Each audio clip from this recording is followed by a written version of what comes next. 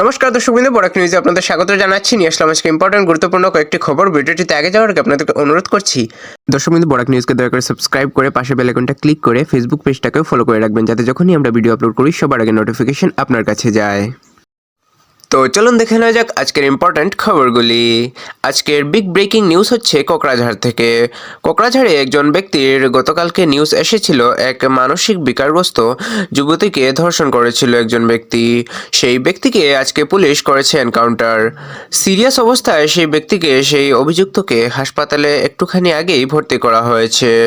ঘটনাটি হয়েছিল যে রাফিকুল ইসলাম নামের একজন ব্যক্তি, সেই ব্যক্তি এক মানসিক বিকারগ্রস্ত এক হিন্দু যুবতীকে ধর্ষণ করেছিল। তারপরে সেটা খবর পাওয়ার পরে সেই ব্যক্তিকে মানুষ ঘেরাও করে পাকড়াও করার পরে সেই ব্যক্তিকে পুলিশের হাতে সমঝিয়ে দেওয়া হয়েছিল।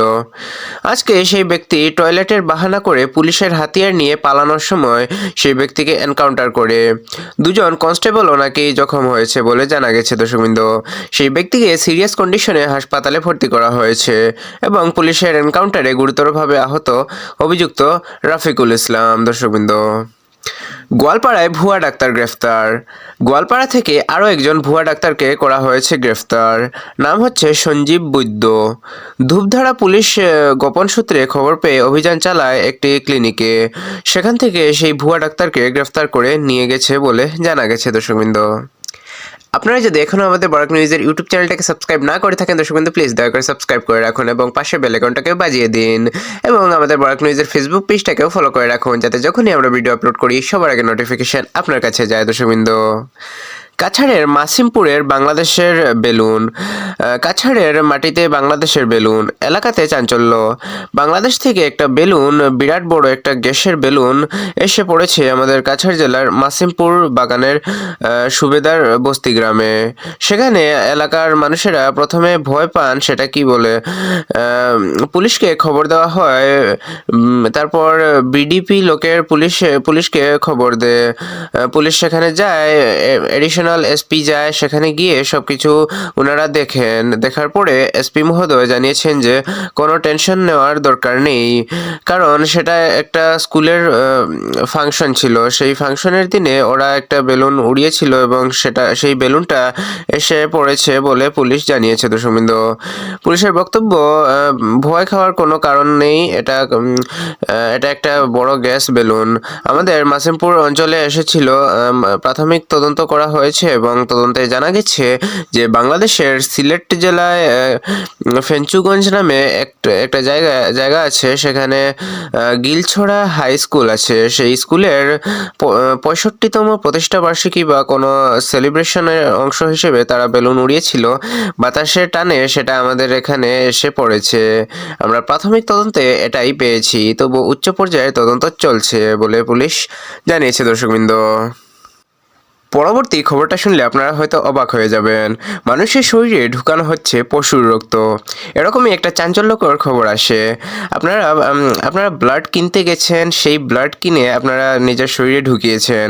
তারপরে আপনারা জানলেন যে সেই ব্লাডটা, সেই রক্তটা সেটা পশুর রক্ত। কেমন হবে আপনাদের চিন্তাধারা? এরকমই একটা র্যাকেটের পর্দাফাঁস করলো পুলিশ। সেই ঘটনাটি তেলেঙ্গানাতে হয়েছে। তেলেঙ্গানা পুলিশ একটা গোপন সূত্রে খবর পেয়ে অভিযান চালায় এবং প্রায় 165টা রক্তের প্যাকেট উদ্ধার করে, যার উপরে লেখা ছিল হিউম্যান ব্লাড, মানুষের রক্ত। তারপরে জিজ্ঞাসাবাদ করার পরে জানা যায় সেটা মানুষের রক্ত নয়, সেটা হচ্ছে ভেড়ার রক্ত। হ্যাঁ দর্শকবৃন্দ, ইঞ্জেকশন লাগিয়ে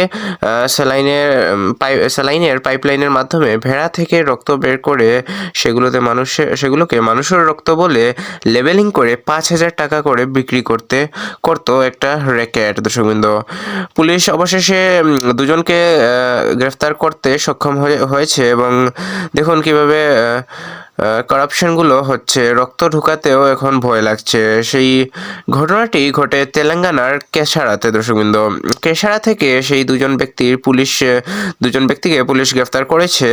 আরও সেই র্যাকেটে জড়িত থাকতে পারে বলে পুলিশ এখনও আরও সার্চ অপারেশন চালাচ্ছে। দর্শকবৃন্দ, মণিপুরের জিরিবামের একজন যুবক, কাশীপুরের যুবক আতিকুর, সেই আতিকুর ক্যান্সার রোগে আক্রান্ত হয়ে মারা গেছে বলে জানা গেছে। দর্শক বন্ধু, কয়েক মাস আগে সেই যুবকের একটি নিউজ ভাইরাল হয়েছিল আমাদের শিলচর থেকে। সেখানে এসে তার ট্রিটমেন্ট করার সময় তার গোপনাঙ্গ কেটে দেওয়া হয়েছিল বলে একটা নিউজ ভাইরাল হয়েছিল। দর্শক বন্ধু, সেই যুবক অবশেষে মারা গেছে বলে জানা গেছে।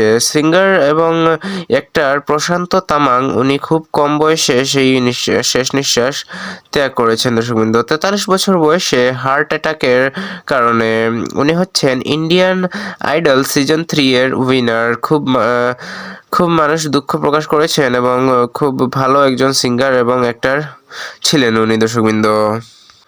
দর্শকবৃন্দ, ইরান থেকে একটা ভয়ানক খবর আসে। হয়তো আমেরিকা ইরানের উপর আক্রমণ করতে পারে। দর্শকবৃন্দ, ইরানের খবর হয়তো আপনারা শুনেছেন যে ইরানে এখন যে শাসন, এই শাসন ওনারা চাইছেন না। ইরানের মহিলাদেরকে দেখা গেছে যে ওনারা বিরোধিতা করছেন, হিজাব পরতে চাইছেন না। বিভিন্ন জায়গাতে দেখা গেছে ইরানের যে ফ্ল্যাগটা, সেই ফ্ল্যাগটা সরিয়ে দিয়ে তিন কালারের পতাকায় সিংহ এবং সূর্য যেটা পতাকা, সেই পতাকা লাগিয়ে দিয়েছে সেখানের যুবকরা। দর্শকবৃন্দ, জানা গেছে ইরানের ওপর হয়তো আমেরিকা আক্রমণ করতে পারে। ভেনেজুয়েলার রাষ্ট্রপতিকে যেভাবে উঠিয়ে নিয়ে আসা হয়েছিল, সেই রকমই হয়তো ইরানের হতে পারে বলে জানা গেছে। দর্শকবৃন্দ, আমেরিকা হয়তো এটা করতে পারে, তার জন্য প্রস্তুতি নিচ্ছে বলে অনুমান করা হচ্ছে। অন্যদিকে ইরান তার জন্য প্রস্তুত বলে জানা গেছে। তো এগুলো ছিল আজকে ইম্পর্টেন্ট এবং গুরুত্বপূর্ণ কয়েকটি খবর। দর্শক বন্ধু, এগুলোর মধ্যে আপনার সবচেয়ে বেশি গুরুত্বপূর্ণ বলে কোনটি মনে হয়েছে কমেন্টে নিশ্চয়ই জানাবেন, এবং ভিডিওটিকে একটি লাইক করে দেবেন এবং ভিডিওটিকে শেয়ার করে দেবেন আপনার কাছের মানুষজনদের কাছে। দেখা হচ্ছে আগামীকাল আরেকটি ভিডিওতে। ততক্ষণের জন্য ভালো থাকবেন, সুস্থ থাকবেন। জয় হিন্দ।